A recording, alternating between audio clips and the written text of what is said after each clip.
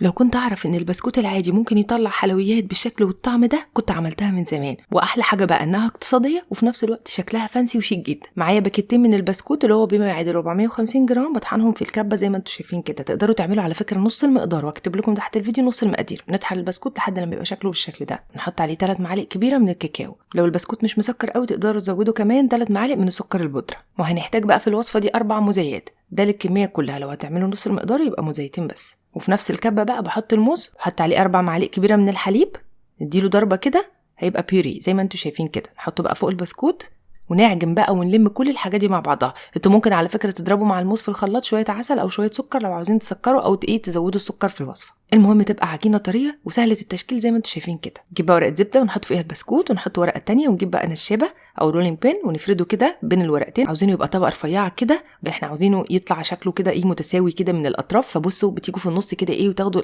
الحتت اللي انتوا حاسين ان هي طالعه بره كده، تظبطوها كده وتحطوها تاني وترجعوا تاني تفردوا لحد ما يبقى شكله زي ما انتوا شايفين كده. للحشو بقى هنحتاج باكيتين من الكريم شانتيه، كوبايه من الميه البارده. انا بحط شويه تلج كده في الميه علشان يطلع متماسك. نضرب بقى بالمضرب الكهربائي لحد لما يبقى قوامه زي ما انتوا شايفين كده. ممكن على فكره تحشوا بكريم شانتيه شوكولاته، كريم شانتيه فراوله، جبنه كريمي، اي حاجه تقدروا تحشوا باي حاجه انتوا تحبوها. نفرده ما نوصلوش الاطراف قوي. معايا شويه بيريز او شويه توت، ممكن تحط في النص فراوله، موز، عنب، اي حاجه. نيجي بقى من الاطراف كده ونلفها رول. نستخدم ورق الزبده ونلفها كده. الورق هيساعد ان انتوا تشكلوها بسهوله. نضغط عليها كده ونقفلها كويس وندخلها بقى التلاجة تمسك نفسها كده وتجمد شويه، يعني ساعه ولا حاجه، لحد لما تبقى متماسكه زي ما انتوا شايفين كده عشان نقدر نقطعها بعد كده بسهوله. شيل بقى الاطراف المكعبشه دي زينتها من فوق بالكريم شانتيه، حطيت عليها برده شويه بيريز كده من فوق وورقتين نعناع كده يدوا لون، وبس كده.